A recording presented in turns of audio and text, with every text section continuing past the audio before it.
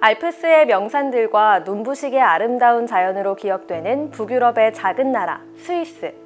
중세시대 흔적을 고스란히 간직하고 있어 마치 동화 속으로 들어온 듯한 착각마저 들게 합니다. 그런데 스위스를 떠올리신다면 꼭 함께 기억해야 할 것이 있는데요. 바로 스위스의 정치입니다.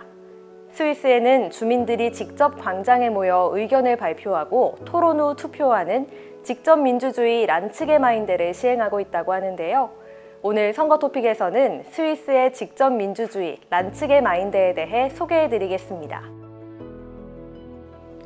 우리에게 민주주의라고 하면 흔히 간접민주주의를 의미하지만 민주주의의 시작은 고대 그리스에서 성인 남성들이 모여 안건에 대해 투표하던 것이 발전된 직접 민주주의였습니다.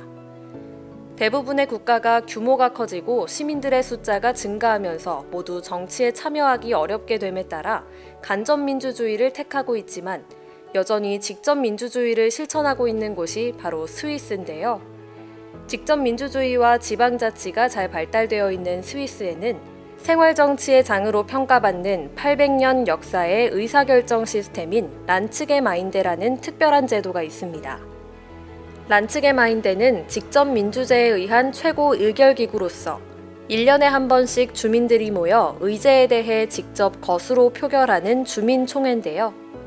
참정권을 가진 주민이라면 누구나 토론에 참여할 수 있고 안건이 있다면 준비해 발표할 수 있으며 손을 들어 자신의 의견을 말할 수 있습니다. 크게는 지방자치단체장 선거부터 대중교통 요금 문제, 예산안 심의, 세금 인상 문제를 논의하며 작게는 마을 건물에 페인트를 새로 칠하는 문제까지 다양하고 필수적인 삶의 주요 사안들에 대해서 직접 결정을 내리는데요. 주민은 자신의 손으로 법안을 만들고 참여함으로써 내 삶의 문제를 결정하는 주체가 되는 것이며 이들에게 정치란 곧 생활이자 삶 그 자체가 되는 것이라 할 수 있습니다.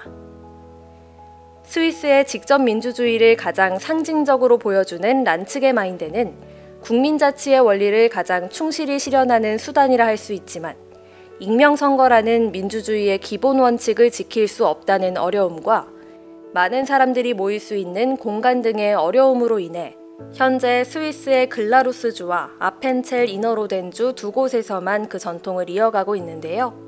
글라루스주에서는 5월 첫째 일요일에, 아펜첼 이너로덴주에서는 4월 마지막 일요일에 열리고 부활절과 겹치면 한 주일 미루어 치러지고 있습니다.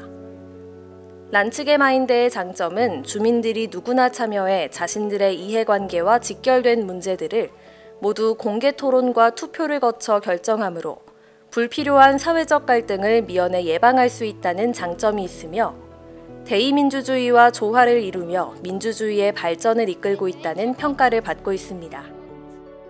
주민들이 진지하게 정책을 발표하고 또 토론에 직접 결정하는 스위스의 직접민주주의 제도인 란츠게마인데.